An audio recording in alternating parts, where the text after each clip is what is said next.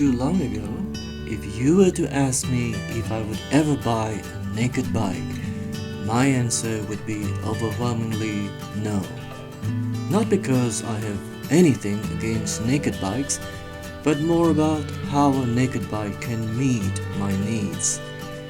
Here's my story of what I was looking for in my search, and in doing so, it changed my view about naked bikes, in particular the Honda CB1000R.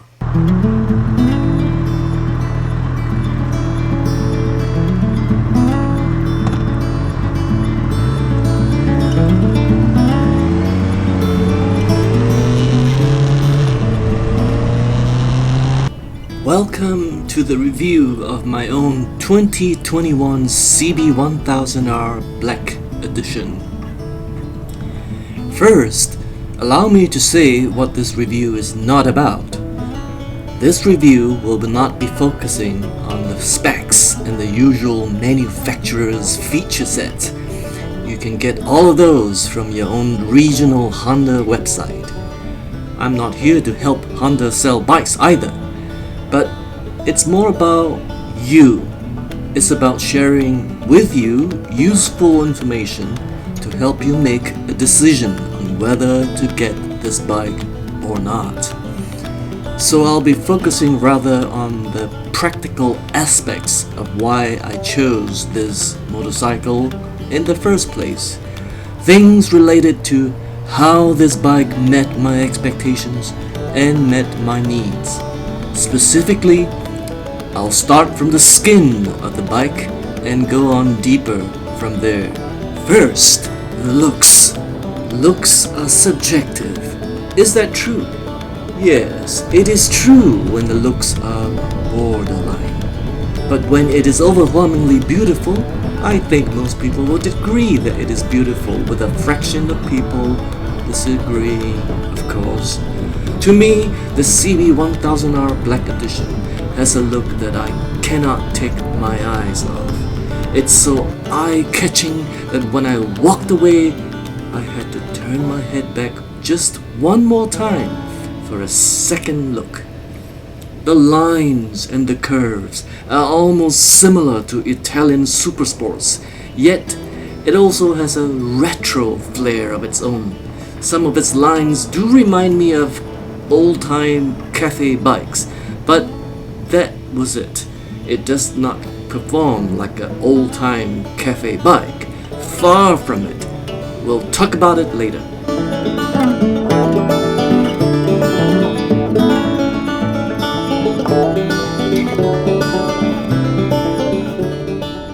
Next, let's talk about the exhaust note. Before I begin, I'm not one of those who likes to replace parts because it's popular to do so. The factory exhaust note is simply glorious to my ears, especially at the lower RPMs. It has a silky, low-tone guttural characteristic. It sounded like a machinery that is dipped in butter and has enough of that metallic raspiness to give it the "I mean it" type of feel. Earlier, I said the CB has a retro vintage look, and I said the comparison stops there. Yes, only in the looks. When you ride the CB, its torque and power will reveal that it shares the same lineage with the Honda Fireblade. The torque of the CB arrives early, mainly due to the fact that the CB is meant to move about on the streets rather than on the track. So the low RPM, the mid RPM range is considered the most commonly used area of the RPM spectrum.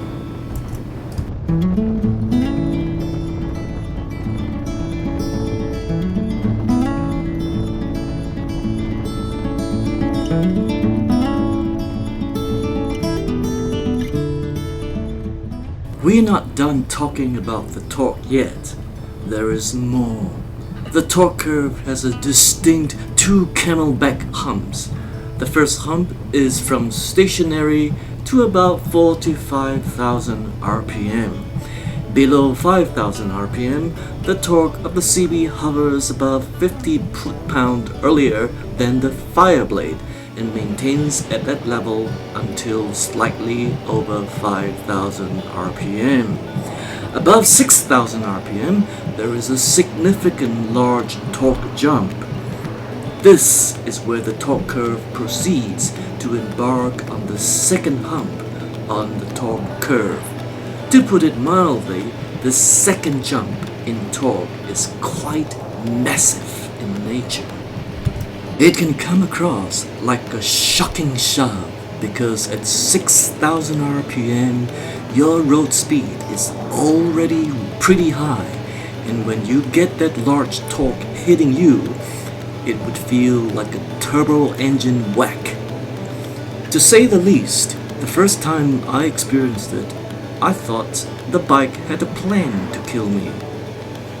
If you intend to do this, let me suggest that you push your butt rearward and lean forward to experience the second torque hump. You do not want to sit up straight when the shove happens, or you'll be thrown backwards and forced to grab a handful of throttle at an already high torque situation. Definitely not a good situation to be in.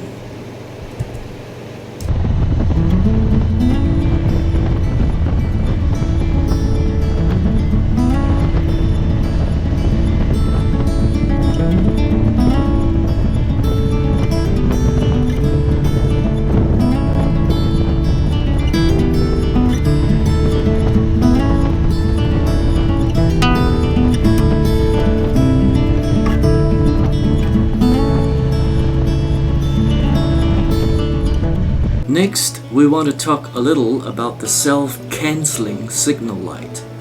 Never had this feature in my bikes before, and it's quite novel actually, just like when I first started using quick shifters. This is another marvel which increased the pleasure of riding this machine.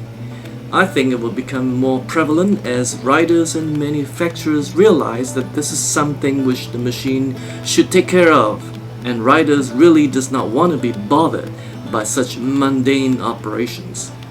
After all, the signal lights are not related to performance, so to me, it is a chore which I will not miss if the machine can do it for me.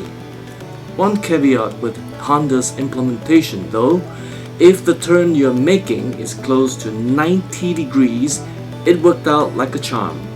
But if the turn is a gentler curve, the signal light will not cancel as quickly, but instead it will rely on the change lane feature that has a 6 to 7 seconds expiration, and it will eventually turn off. Next, let's talk a little about the quick shifter. The first time I get to ride with a real Honda implemented quick shifter was on my 2018 Fireblade SP. I thought the quick shifter on my SP was a little notchy, but so far it has been close to 100% reliable, and there was never a hesitation in all of the gear shifting.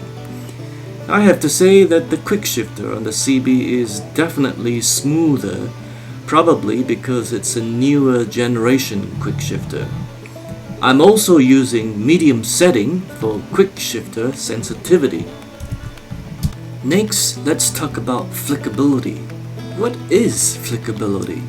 It's a term the bikers community came up to describe how the bike responds to turns, curves, and its willingness to lean and stand up. I'm not exactly sure which part of the CB's design contributed most to this feature, but I guess the trail, the rake, the wheelbase, the lack of HESD, Honda's steering damper, and the presence of a handlebar, and the taller profile rear tire may all have contributed to its flickability. But the point of the matter is, this bike is more flickable than my Ninja 1000 SX and my Fireblade. It felt like it can run circles. Perhaps it's the naked bike DNA showing up, but certainly lived up to its name. On the whole, it is very eager to please in sharp turns. Now, let's talk about the negatives. Okay, maybe not negatives, but quirkiness that I need to get used to. Noise, vibrations, and harshness. The legendary NVH. I have taken the bike to different speeds just to know where the vibrations are, just to slide the engine across the most common RPM range. I did not experience any intolerable NVH on the handlebars, foot pegs, or the seat, which I can report about. At least, not from my copy of this bike. Honda did a fairly good job in taming down the NVH. I would say some amount of vibrations on the pegs start at around 65 miles per hour. Beyond that, the vibrations varies along the speed spectrum. This is the same type of behavior for other bikes with similar inline-4 engines. As far as handling is concerned, I believe the bike lived up to the sports part of the Neo Sports Cafe designation. It is very nimble and fun to ride. With the OEM handlebar, the leverage in which it gave provided a super responsive steering input, and the front suspension handled everything you throw at it. The only thing it felt weird is that the road feel is just too much at the factory setting. I can feel almost every pebble or large gravel the bike roll over at speeds below 40 miles per hour. The right handle grip has a small play, and I can feel it bouncing a little when going over small rocks or pebbles. I looked around but cannot find any causes for this looseness either. Anyway, I readjusted the front and the rear suspensions. Front suspensions are now good to go, but the rear suspension is still bouncy. It still has a yo-yo effect, if you may. Never had a new bike behave this way with factory setting before, so I had to fine-tune the rear suspension more in the months to come. I would say this may be a weak area of this bike. Wish list. Number 1. Curb weight. 460 pounds is quite heavy. I wish Honda can use lighter materials, and I hope they will continue to improve in this area. Bluetooth connectivity to the phone, not available in the US. Why? The Europeans have that. Please consider. Suspensions. Can the suspensions be improved, Honda? Please take a look at the suspensions of the Kawasaki Ninja 1000 SX.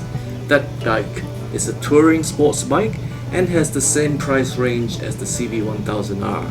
They did a really good job in that one. Please take a look at that.